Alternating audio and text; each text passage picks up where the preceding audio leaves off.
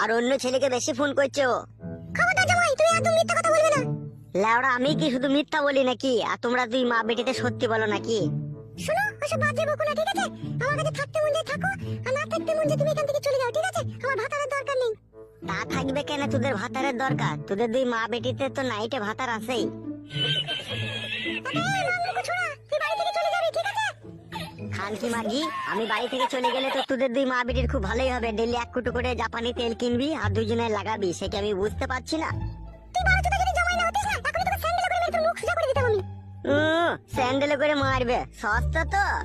এমা, ও খাদা কুকুর বেটাকে চুলে মুঠি ধরে মেরে বাড়ি থেকে খেদা নাও, খাদা কুকুর বেটাকে এত লম্বা চওড়া কথা বলছো। গায়ে হাত দিয়ে দেখ লাউড়া, দুই মা বেটিকে মেরে এখনই কাবু করে দেবো এইরু। শুয়ে বাচ্চা, পালা এখান থেকে, জান জ্বালাবি না, মারবো তোকে আমি বলে দিলাম। কই গায়ে হাত দিয়ে দেখ লাউড়া, এখনই দেখ কি করি আমি। তোর গায়ে হাত দিলে তুই কি করবি? একবার দিয়েই দেখ লাউড়া।